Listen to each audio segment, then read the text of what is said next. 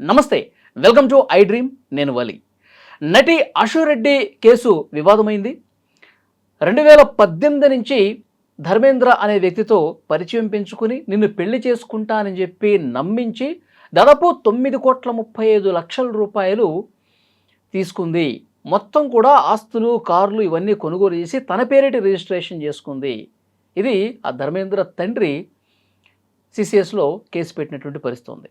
దీని గురించి మనం మాట్లాడదాం. ప్రస్తుతం నాతో పాటు స్టూడియోలో ఉన్నారు అనలిస్ట్ కృష్ణకుమారి గారు. మేడంతో మాట్లాడదాం. నమస్తే మేడం. నమస్తే మేడం, నటి ఆశురెడ్డి వివాదం మీరు కూడా చూస్తుంటారు, పొద్దు నుంచి అన్ని ఛానల్స్లో కూడా వస్తుంది.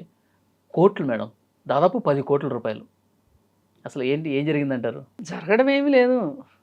ఇదొక మోసం, ఆర్థిక నేరము, మోసము, కుట్ర ఇవన్నీ కలగలిపి పెట్టుంటారు అక్కడ కేసు. చూద్దాం ఏమవుతుందో అని వీళ్ళకు ఉంది. ఎట్లయినా మేము డబ్బులు తీసుకోగలము, మేము ఇచ్చింది వైట్ ట్రాన్సాక్షన్ అనే నమ్మకం వాళ్ళకు ఉంది. ఈలోపు ఏదో ఒక లాబీ జరగకపోద్దా? ఏం చేస్తారంట మహా అయితే అన్న లెవెల్లో వాళ్ళు ఉన్నారు. చాలా సింపుల్గా ఆవిడ ఒక నిన్న వీడియో ఒకటి రిలీజ్ చేసింది కదా, ఏవేవో వార్తలు రాస్తున్నారు నా గురించి. అసలు మీకు ఎవరు చెప్పారు ఇవన్నీ? ఎందుకు మీ ఇష్టారీతిని మాట్లాడేస్తే సరిపోద్దా? ఎవరు మాట్లాడబోకండి, జాగ్రత్త, షటప్ అన్నట్టు పెట్టింది. యాక్షన్ తీసుకుంటాము, షటప్ అని పెట్టింది. ఇప్పుడు అతని దగ్గర నుంచి 9.5 కోట్లు గుడిచప్పుడు కాకుండా తీసుకున్నంత ఈజీ కాదు అందరి నోర్లు మూయించాలి అంటే. ఏం పనులు ఇవి? పాప వాళ్ళ నాన్న చూస్తే చాలా బాధ వేసింది నిన్న. నాకైతే ఏమి తెలియదండి, అతనితోటి పెళ్లి సంబంధం అనే మాట అయితే నాకు తెలుసు, మాకు కాల్ చేశారు, వాళ్ళు వచ్చారు, వాళ్ళ గురించి ఎంక్వైరీ చేస్తే మాకు వాళ్ళ ప్రొఫైల్ నచ్చలేదు, అందుకని వద్దులే అనుకున్నాము. కానీ వీళ్ళు ఇలా మాట్లాడుకుని, ఇలా పరిచయం పెంచుకుని ఇట్లా డబ్బులు లావాదేవీలు చేసుకుంటున్నారనే సంగతి నాకు తెలియదు. ఎందుకంటే నేను వాళ్ళతోటి ఉండను, నేను తీసుకోలేదు. ఇవన్నీ తెలిసింది మటుకు వాళ్ళ అమ్మకే తెలుసు. అశు అమాయకురాలు, అశుకేం తెలియదు అని ఒక తండ్రిగా ఆయన ఆ భార్య వల్ల ఈ పిల్లలు ఇలా అయిపోయారు. చక్కగా చదువుకుని మంచి ఉద్యోగాలు చేసుకుంటా ప్రొఫెషనల్స్గా అవ్వాల్సిన ఆడపిల్లలు ఇలా ఈ ఫ్యాషన్ వరల్డ్కి అలవాటు పడిపోయి ఈ తల్లే ఇలాంటి కార్యక్రమాలు చేసింది, ఈ సినిమా పిచ్చి ఇదంతా ఎక్కిచ్చింది పిల్లలకి అనే ఒక బాధ ఆ తండ్రి గొంతులో ధ్వనించింది. కొంచెం వెనకబాటుగా ఉన్నప్పటికీ మాటలు, ఆడపిల్ల మీద చెడు పేరు వస్తే తల్లే సమాధానం చెప్పాలి, మగపిల్లోడి మీద వస్తే తండ్రి చెప్తాడు, ఇలాంటి మాటలేవో కొన్ని కాస్త గందరగోళం మాటలు ఉన్నప్పటికీ ఆయనలో ఉన్న బాధని నేనైతే చూడగలిగాను. చాలా బాధ అనిపించింది. అన్నీ ఎలా చెప్పుకుంటామండి. ఆమె బిగ్ బాస్ లోకి వెళ్ళిన దగ్గర నుంచి కూడా అసలు పూర్తిగా బిగ్ బాస్కి వెళ్ళక ముందు మా ఆవిడతో మాట్లాడుతుండేదాన్ని. బిగ్ బాస్కి వెళ్ళిన దగ్గర నుంచి మా ఆవిడతో నాకు అసలు సంబంధాలే లేవు, ఆవిడ మా దగ్గర ఉండదు. సరే ఎక్కడన్నా ఉన్నాయి, ఆడపిల్లల దగ్గర తల్లి ఉంటే మంచిది కదా అని చెప్పి అనుకున్నాము. నేనే అప్పుడప్పుడు వెళ్తుంటాను, వెళ్ళినా నాకేమన్నా పనులున్నా నేను లాడ్జ్లో అది ఉండి నేను చూసుకుంటాను తప్పితే వాళ్ళు ఉన్న చోటకు కూడా నేను వెళ్ళను అని ఆ పాపం ఆయన చెప్తూ ఉంటే, ఇండస్ట్రీ వాతావరణం అసలు నాకు నచ్చదు. అసలు నాకు సరిపడే విషయాలు కాదు. బిగ్ బాస్, ఇండస్ట్రీ, ఫ్యాషన్ వాళ్ళు ఎంతకీ చక్కగా తెలివైన పిల్లలు, బాగా చదువుకున్నారు, క్యాంపస్ సెలక్షన్స్లో ఉద్యోగాలు వచ్చినాయి, ఎంఎస్లు చేశారు, వాళ్ళ భవిష్యత్తు బాగుంటుంది అనుకున్నాను. పైగా ఇప్పుడు ఈ ధర్మేంద్ర కుటుంబం గురించి ఆయన ఎంక్వైరీ చేసి కూడా వాళ్ళు కాల్ మనీ కేసు ఉందంట వాళ్ళపైన, ఇతనికి పెళ్ళి అయిందంట, ఇతను విడాకులు తీసుకోబోతున్న కోర్టులో కేసు నడుస్తుందంట, ఇవన్నీ తెలిసి వద్దనుకున్నాము అన్నాడు. అదే ఇంకొక అతను అనుకోండి, వీళ్ళ దగ్గర డబ్బులు బాగానే ఉన్నాయి, పర్వాలేదు, ఎలా అయితే ఏమైందిలే అనుకునేవాళ్ళు. కానీ ఆయన ఆ అబ్బాయికి పెళ్ళయింది, విడాకులు అనేసరికి అతను నా కూతురికి ఏం కష్టాలు ఉంటాయో అని ఒక తండ్రిగా బాగానే ఆలోచించి సంబంధం వద్దనుకున్నాడు. కానీ వీళ్ళు మటుకు బంగారు బాత్ దొరికింది ఇంతే చాలన్నట్లు వీళ్ళు బాగా, వీళ్ళ ట్రాక్ రికార్డ్ బాగాలేకపోయినా కంటిన్యూ చేశారంటే డబ్బు ఆశే. క్లారిటీ క్లియర్గా తెలిసిపోతుంది ఇక్కడ. మీకు రెండో డౌటే అక్కర్లేదు. అబ్బాయి దగ్గర డబ్బులు ఉన్నాయి. ఫస్ట్ ఒక 70 లక్షలు తీసుకున్నారు, నేనేదో చదువుకి వాటికి అప్పులేనివి అని చెప్పి కట్టడానికి అని చెప్పి తీసుకున్నారు. తీసుకొని 70 లక్షలు తీసుకున్నాక పెళ్లి చేసుకోను అనడం మొదలెడితే అతను ఆ 70 లక్షలు నాకు ఇచ్చేయమనంటే అదేదో హేమ కూడా మధ్యవర్తిత్వం చేసిందన్నారు. ఏదో మొత్తానికి ఆ 70 లక్షలు కూడా ఇవ్వలా. మళ్ళీ తర్వాత ఎలాగో వీళ్ళు ప్యాచప్ అయ్యారు. ప్యాచప్ అయ్యి మళ్ళీ కలిసి తిరగడం మొదలెట్టారు. అతను డబ్బులు ఇస్తున్నాడు. ఈవిడ ఇక్కడ ఇప్పుడు బహుశా నేను అనుకోవటం ఇద్దరి పేరుతోనూ విల్లా తీసుకోమని అని అతను డబ్బులు పంపించుంటాడు. ఈమె తన పేరుతో తీసుకుందంట. కారు కూడా అతను పంపించిన డబ్బులతోటే తన కారు కొనుక్కుందంట, నగలు కొనుక్కుందంట. సరే ఏది ఏమైనా డబ్బులు ఇవ్వాల్సిన మాట వాస్తవం. ఇప్పుడు ఈమె ఆయన్ని పెళ్లి చేసుకుంటే ఏ గొడవ లేదు. మళ్ళీ పైగా అతను ఈమె పెళ్లి చేసుకోదు అనే వాతావరణం వచ్చేసింది. అతనికి అర్థమైపోయింది. అర్థమైనమ్మటే డబ్బులు ఇచ్చేయమని అడుగుతుంటే నేను చచ్చిపోతాను అని 2 సార్లు సూసైడ్ అటెంప్ట్ చేసింది అని చెప్తున్నారు. అది ఎంతవరకు వాస్తవం? నేను నీ పేరు రాసి చచ్చిపోతాను అని కూడా బెదిరించిందంట. అవన్నీ కూడా వాళ్ళు కంప్లైంట్లో రాశారు. ఇవి ఇది చాలా కీలకమైన పాయింట్. చచ్చిపోతాను అని బెదిరించడం చూసారా, అది చాలా బ్లాక్మెయిలింగ్ కిందకు వస్తుంది. అదొకటి. డబ్బులు వైట్ ట్రాన్సాక్షన్, ఇవన్నీ వీళ్ళు ఖచ్చితంగా సమాధానం చెప్పుకోవాల్సి వస్తారు. అని వీళ్ళు ఏమనుకున్నారంటే ఏరా అంత అమాయకుడుగా డబ్బులు ఎలా ఇచ్చావురా అని అంటారు. ఆ ఉద్దేశంతో అతను ఎవరికి చెప్పుకోలే అని వీళ్ళు అనుకున్నారు. అందుకని వీళ్ళు అంత సీరియస్గా తీసుకోవాలి అతన్ని. కానీ కథ అడ్డం తిరిగింది. ఎప్పుడైతే వీళ్ళు మేము నేను పెళ్లి చేసుకోనని ఈ అమ్మాయి కరాఖండిగా చెప్తుందో, డబ్బుల గురించి అడిగినప్పుడు చచ్చిపోతానని అలా ఎప్పుడైతే బెదిరిస్తుందో, ఇక అతనికి కూడా ఆశపోయింది ఈ అమ్మాయి మీద. పైగా ఈ అమ్మాయికి ఇంకెవరో కొత్త బాయ్ ఫ్రెండ్ కూడా ఉన్నాడంట.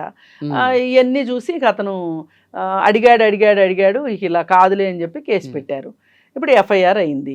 దాంట్లో క్లియర్ కట్గా డబ్బులు ఎప్పుడెప్పుడు ఎలా ఇచ్చింది, ఏ బ్యాంకుకి ట్రాన్స్ఫర్ చేసింది అన్నీ ఉన్నాయి. మరి వీళ్ళు ఖచ్చితంగా ఇప్పుడు ఈమె తీసుకుంటమే కాకుండా వీళ్ళ అక్క కూడా ఒక 50 లక్షలు తీసుకుందంట. కానీ అసలు ఎలా నమ్ముతారు మేడం? అంటే నేను ప్రేమిస్తున్నాను, పెళ్లి చేసుకుంటాను, నువ్వే నాకు కావాలి అంటే కోట్లు, లక్షలు కూడా కాదు, కోట్ల రూపాయలు అసలు ఎలా ఇచ్చారో అర్థం కావట్లా. ఏదైనానండి, వాళ్ళు ఇచ్చారు, వీళ్ళు తీసుకున్నారు. వీళ్ళిద్దరి మధ్యలో ఒకళ్ళనొకళ్ళు నమ్మారని అనుకుందాం. మొదట ఈమె కూడా నమ్మే ఉండొచ్చు, అంటే నిజాయితీగానే ఉండొచ్చు. తర్వాత ఏదో ఒక రీజన్స్, ఏది ఏమైనా మోసం చేయడం తప్పు. ఇప్పుడు ఒక క్యారెక్టర్ అంటే దొంగతనం చేయడం, రెండో వాళ్ళది లాక్కోవటం, మాయ చేసో, మోసం చేసో, మాయ మాటలు చెప్పో, ఇవి లేని వాళ్ళు క్యారెక్టర్ లేని మనుషులు లెక్క అయితే. కానీ మనం ఏమనుకుంటామంటే జనరల్గా ఈమె 10 మందితో ఉంటుంది, ఈయన 10 మందితో ఉంటాడు, వీళ్ళ క్యారెక్టర్ లేదు అనుకుంటాం. మనం ఎంతసేపు ఆ లెన్స్లోనే చూస్తాం. ఆ లెన్స్లోనే చూడటం వల్లే సమాజంలో చాలా తప్పులు జరుగుతున్నాయి. అలా కాకుండా అసలు ఒక మనిషిని మోసం చేయాలని నీకు ఎలా అనిపిస్తుంది? అసలు రెండో మనిషి దగ్గర డబ్బులు తీసుకోవాలని నీకు ఎలా అనిపిస్తుంది? అసలు నీకు ఇవ్వాలనే ఉద్దేశం ఉందా లేదా? ఇది ఒకటి. ఇది క్యారెక్టర్కి సంబంధించింది. ఇంకోటి, మీరు ఏ విధమైన వృత్తులు ఎంచుకుంటున్నారు, మీరు ఏ విధమైన వ్యక్తులతో స్నేహం చేస్తున్నారు, మీ వేషభాషలు ఎలా ఉన్నాయి, మీరు ఒక వేషం వేసుకున్నారు అంటే ఆ వేషానికి అర్థం ఏంటి, పరమార్థం ఏంటి, వీటన్నిటిని బట్టి కూడా ఆ మనిషి క్యారెక్టర్ని లెక్కేయచ్చు. ఇప్పుడు వీళ్ళు పొట్టి బట్టలు వేసుకొని అవి సోషల్ మీడియాలో పెట్టి, ఇప్పుడు కొత్తగా ఈమె కూడా సబ్స్క్రిప్షన్కి రెడీ అయిపోయింది. గెట్ రెడీ అని చెప్పి అందరిని రెడీ అవ్వమని చెప్పింది. ఈమె రెడీ అవ్వమంటది. మా పేరేంటి, మొన్ననే ఆమె గురించి మాట్లాడుకున్నాం కదా, మెంబర్షిప్ సబ్స్క్రిప్షన్ పేరుతోటి. ఏంటి అమ్మాయి పేరు? రీతూ చౌదరి మొదలెట్టింది ఇదే. దివి అన్న అమ్మాయి మొదలెట్టింది. ఇప్పుడు ఈవిడ మొదలెట్టి విష్ణుప్రియ. ఇప్పుడు వీళ్ళందరూ ఏంటి అంటే, అమ్మో ఒక్కళ్ళే మొత్తం అందరూ డబ్బులన్నీ దోసేసుకుంటున్నారా, మనం ఏదో వెనకబడిపోతున్నాం అన్నట్టు ఒకళ్ళకొకళ్ళు మొదలయ్యారు. వీళ్ళందరూ బిగ్ బాస్లో వాళ్ళే. చూడండి, మొత్తం బ్యాచ్ బిగ్ బాస్ బ్యాచ్ ఇది. బిగ్ బాస్ నుంచి బయటకు వచ్చారు అంటే ఎల్లెప్పుడన్నా ఎదవతనం ఉంటుంది, ఎల్లెప్పుడు ఎదవతానో లేకపోతే బయటకు వచ్చాకనే ఎదవతానం ఉంటుంది. అందుకే ఆ షో గురించి అంతలాగా నేను ఎప్పుడు నెగిటివ్గా నేను విమర్శించేది. అందుకే ఆ బిగ్ బాస్ షోని.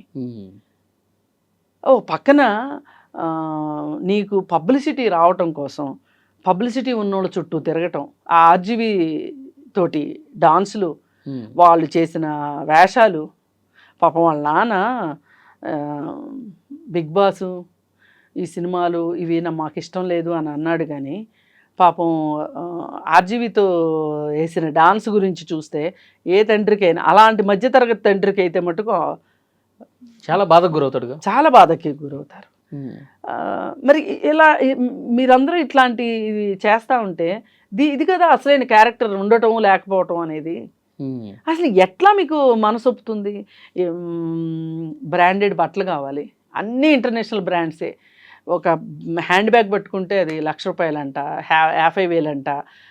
షూసు వేసుకునే బట్టల గురించి ఎలాగో చెప్పుకున్నాం, మేకప్లు, ఇవన్నీ అసలు మొన్ననే ఏదో బెంజ్ కార్ పక్కన నుంచొని ఫోటో పెట్టింది. ఇన్ని ఎక్కడి నుంచి వస్తున్నాయండి? హైవేకి అలవాటు పడిపోయారు. అదే, అందుకే ఆర్థిక నేరాలకు ఆస్కారం. ఆర్థిక నేరాలకు పాల్పడుతున్నారు. ఒక్కొక్కళ్ళు ఒక్కొక్కరు ఆర్థిక నేరం. ఇవన్నీ చూస్తా పోని ఎవరైనా మీకు ఇంత లగ్జరీ లైఫ్ కావాలని అనిపించింది, ఎవరైనా ఒక బాగా మీరు సంపాదించలేకపోయారు, బాగా డబ్బులు ఉన్న అతన్ని చూసి పెళ్లి చేసుకుందాం అనుకున్నారు, చేసుకుని లైఫ్లో సెటిల్ అయ్యారనుకోండి. ఇప్పుడు ఒకప్పుడు ఆమె పేరు అనిల్ అంబానీ పెళ్లి చేసుకున్న ఆవిడ స్ట్రీకింగ్ చేసింది, ఆవిడని పెళ్లి చేసుకున్నాడు అతను. కానీ ఆవిడ మంచి ఆర్టిస్టు. ఆమె సినీ ప్రపంచం మొత్తం వదిలేసేసి ఈ ప్రపంచంలో బతుకుతుంది, ఆర్ట్ ఎగ్జిబిషన్స్ పెడతా ఉంటుంది. ఆమెకు ఆ లైఫ్ కావాలని, అంత కుబేరుడైన వ్యక్తి కావాలి అనుకుంది. అతనికి కూడా ఈమె నచ్చింది, ఈమెకు ఆయన నచ్చాడు, చేసుకుంది. ఆవిడ చక్కగా హ్యాపీ లైఫ్ లీడ్ చేస్తుంది. చాలామంది సినిమా వాళ్ళు కూడా ఒకసారి ఇంక ఈ ప్రొఫెషన్ చాలు అనుకున్నప్పుడు పెళ్ళిళ్ళు చేసుకుని సెటిల్ అవుతూ ఉంటారు. ఇదేంటి అసలు వాడికి ఎవడికో అతను ఏదో దొరికాడు ఇంతే చాలు అన్నట్లు, పిండేద్దాం అన్నట్లు 9.5 కోట్లు తీసేసుకుని టాటా పెళ్లి చేసుకుందాం అనే ఉద్దేశం లేదు కాబట్టి ఇంత డ్రామా చేశారు. అంతేగా మరి, లేకపోతే అసలు ఎందుకంటే అసలు పైగా ఇంకోటి, ఈ నాటకాన్ని రక్తి కట్టించడానికి వేణుస్వామి కూడా ఉపయోగపడ్డాడు. వేణుస్వామికి జాతకాలు చూపిస్తున్నాము అని చెప్పారు, జాతకాలు బాగా కలిసినాయి అని చెప్పారు. బిగ్ బాస్తో పాటు వేణుస్వామి కూడా ఉండాల్సిందే ఈ సెలబ్రిటీస్ జీవితాల్లో, సెలబ్రిటీ జ్యోతిష్యుడిలాగా. మరి ఆయన జ్యోతిష్యం చూసి అంత బాగుంది అన్నాడంట. అంత బాగుంటే ఇంత మొదటి నష్టం ఎట్లయిందో, కేసులు పాలు ఎట్లయ్యారు, ఈ సంగతి తెలియలేదా? అందరికీ శకునం చెప్పే బల్లి కుడుతులు పడింది అన్నట్లు. లేదంటే 9.5 కోట్లలో ఆయన పాత్ర ఏంటో అదే కదా. అయితే ఆమెను కామాఖ్య టెంపుల్కి తీసుకెళ్ళి పూజలు చేయించాడంట. ఇవన్నీ ఎలా ఉన్నాయంటే, గ్లామర్ వరల్డ్ని, గ్లామర్నే పూర్తిగా నమ్ముకుంటే మటుకు ఎప్పటికైనా ఇలాంటి ఏదో ఒక దాంట్లో పడటం ఖాయం. మేడం ఇక్కడ పెడదారిన పట్టడానికి ఆ తండ్రి చెప్పిన మాటలను బట్టి తల్లే కారణం. ఇప్పుడు కాదు, ఆయన ఆక్రోశము, ఆయన ఉక్రోషము ఆయన మాటల్లో కనిపించింది. వాళ్ళ అమ్మకి తెలుసు జరిగేదంతా, మా అశోక్ మా అశు అమాయకురాలు, వాళ్ళ అమ్మకి అంతా తెలుసు అని చెప్పి మాట్లాడుతున్నాడు. ఆయన కూతుర్ని ఆయన బాగానే వెనకేసుకొచ్చుకుంటున్నాడు. కానీ ఈ భార్య వల్ల, ఆమెకున్న డబ్బాసి వల్ల ఈ ఆడపిల్లలు అయిపోయారు అని ఆయన బాధ ప్రస్ఫుటంగా కనిపిస్తుంది. నిజంగా అండి, అంత బాగా చదువుకున్న పిల్లలు, ఫారిన్ కూడా వెళ్ళి ఉద్యోగాలు వచ్చేంత పరిస్థితి ఉన్న పిల్లలు, ఉద్యోగాలు చేసిన పిల్లలు ఈ గ్లామర్ ప్రపంచానికి రాకపోతే గనక చక్కగా మంచి ప్రొఫెషనల్స్గా జాబ్ చేసుకుంటా, చూడడానికి గుడ్ లుకింగ్, మంచి ఉద్యోగం ఉంది కాబట్టి చక్కగా మంచి మ్యాచ్ వచ్చి పెళ్లి చేసుకుంటా బాగుండేది కదా. ఇప్పుడు చూడండి, నేనేమి గ్లామర్ వరల్డ్ని తప్పు పట్టట్లే, మీరు గ్లామర్ వరల్డ్లో కూడా మిమ్మల్ని మీరు నిరూపించుకోవచ్చు, కళామ తల్లికి సేవ చేయొచ్చు, కాదని ఎవరు అనట్లా. కానీ ఈ కళామ తల్లి చెప్పలేదుగా ఇట్లాంటి మోసాలు చేయమని, ఆర్థిక నేరాలు చేయమని కళామ తల్లి చెప్పలేదుగా. అవును, ఇది నటనకు సంబంధించిన వ్యవహారం కాదు. ఇది కేవలం గ్లామర్నే నమ్ముకుంటే, స్కిన్ షోనే నమ్ముకుంటే వచ్చే ఫలితం ఈ విధంగా ఉంటుంది. మనం ముందే డిసైడ్ చేసుకోవాలి, మన స్ట్రెంగ్త్ ఏంటి, మన వీక్నెస్ ఏంటి, మన స్ట్రెంగ్త్ ఎక్కడుంది, దాని ప్రకారం వెళ్ళాల్సిందే తప్పితే ఇలా గ్లామర్ వరల్డ్ కావాలి అనుకుని వెళితే ఇలాగే అవుతుంది. రేపేదో మీడియా ముందుకు కూడా వచ్చి ప్రెస్ మీట్ పెడతాము అన్నీ చెప్తాము అంటున్నారంట. ఇప్పుడు ఈలోపు ఇలాంటి హై ప్రొఫైల్ కేసుల్లో ఎవరో ఒకళ్ళు పరిష్కారం చేస్తారు. పోయినసారి ఏదో విఫల ప్రయత్నం హేమ చేసినప్పటికీ కూడా ఇప్పుడు ఎవరో ఒకళ్ళు ప్రయత్నం చేసి సరే ఇప్పుడు నువ్వు సరే మేకప్లకో బట్టలకో బూట్లకో బ్యాగులకో అయిపోయిన ఖర్చులు అయ్యి అయిపోయినాయి, పబ్బులకి పార్టీలకి వాటికి అయిపోవాల్సినవి అయిపోయినాయి. సరే ఇప్పుడు ఏమున్నాయి నీ దగ్గర? ఉన్నాయన్నీ ఇచ్చేస్తా, వాళ్ళు కేసు వాపస్ తీసుకుంటారు. వాళ్ళు కూడా ఏంటంటే చచ్చినోడి పెళ్ళికి వచ్చిందే కట్నం, వీళ్ళ దగ్గర సగం ఏదన్నా రిటర్న్ వచ్చినా చాలు అనుకుంటారు. ఇప్పుడు ఈ జలసాలకి 1 కోటి 2 కోట్లు పోయినా కానీ మిగతా అయితే ఏమంటే కారుల రూపంలోనో ఇంటి రూపంలోనో ఉంటాయి కదా, బంగారం రూపంలోనో అవి ఇచ్చేసారనుకోండి. అది చెప్తుంది కదా, చచ్చినోడి పెళ్ళికి వచ్చిందే కట్నం. మరి ఏం చేస్తారు? ఇరుక్కున్నాక ఇకిలించాల్సిందే. ఇప్పుడు వాళ్ళ పరిస్థితి అలా ఉంది. ఇప్పుడు మరి ఇంత జరిగిన తర్వాత అసలు వీళ్ళకి రేపొద్దున వీళ్ళకి అవకాశాలు ఏంటి? ఇప్పుడు ఆ పెద్ద అమ్మాయి కూడా 50 లక్షలు తీసుకుని ఏం చేసిందో, ఆ అమ్మాయి మంచిగా ఉద్యోగం చేసుకునే అమ్మాయి అంట. అమ్మాయి గురించి కూడా చెప్తా ఉన్నాడు కదా, అసలు ఆమెకు అవసరమే లేదు, నమ్మలేకపోతున్నాను అని చెప్తున్నాడు. చూద్దాం మేడం, CCS లో ఆల్రెడీ కేసు నమోదైంది కాబట్టి ఏం జరుగుతుందని ఇప్పుడు ఏదైనా మధ్యవర్తుల ద్వారా పరిష్కారం అయిపోయి సెటిల్ అయిందా సంతోషం, లేదా కానీ సామాన్య ప్రజానీకంలో ఎవరికైనా సరే ఈ గ్లామర్ వరల్డ్ పట్ల ఒక ఆశ కానీ ఆసక్తి కానీ ఇట్లాంటివి ఉంటే గనక దయచేసి వాటిని ఎంచుకోవటం అనేది మట్టుకు మీ జీవితంలో ఏదో ఒక రూపంలో మీకు అది స్కిన్ షో చేస్తే నష్టమే తప్పితే లాభం ఉండదు, మీకు గౌరవం ఉండదు సొసైటీలో. అలాగే జీవితాంతం స్కిన్ షో చేసుకుంటా బతకలేరు ఎవరైనా సరే. ఇప్పుడు సినిమాలు అనుకోండి, ఇప్పటికే సినిమాలు వస్తున్నాయి అనుకోండి, ఏదో అలా ఇప్పుడు పాత రోజుల్లో చేశారు అంటే ఒక్కొక్కళ్ళు ఎన్ని సినిమాలు చేసేవాళ్ళండి. 150 సినిమాలు 200 సినిమాలు చేసిన లేడీ ఆర్టిస్టులు ఉన్నారు. ఇప్పుడంటే వాళ్ళ కాలం తగ్గిపోయింది కానీ నిడివి తగ్గిపోయింది కానీ మరి అలాంటప్పుడు ఏమనుకుంటున్నారు వీళ్ళు, దీపం ఉండగానే ఇల్లు చక్కబెట్టుకోవాలి అని అనుకుంటున్నారు. అందుకే ఇట్లాంటి పాటలు. అందుకని ఇవి మామూలు ప్రజలకు పనికొచ్చేవి కాదు. ఇప్పుడు ఈ వీళ్ళని చూసే ఈ రీల్స్ షార్ట్స్ వీటిల్లో ఈ సబ్స్క్రిప్షన్స్ ఈ ఆడపిల్లలు మధ్యతరగతి వాళ్ళు కావచ్చు, దిగువ మధ్యతరగతి వాళ్ళు కావచ్చు, వీళ్ళు వేసి కాస్త మేకప్లు వేసుకొని ఏదో ఒకటి రీల్ తీసి పెట్టడం, ఈ రీల్స్ పిచ్చి ఇవన్నీ కూడా వీళ్ళని చూసి వీళ్ళు నేర్చుకుంటున్నారు. అందుకని ఇది కాదు, మంచిగా చదువుకోవాలి. లేదు చదువు రాకపోతే కాయ కష్టం చేసుకునైనా బతకాల్సిందే తప్పితే ఇలాంటివి కరెక్ట్ కాదు అని తెలుసుకోవాలి. ఇట్లాంటి వాళ్ళని చూసైనా సరే బుద్ధి తెచ్చుకోవాలని కోరుకుంటున్నాను. Thank you very much. Thank you.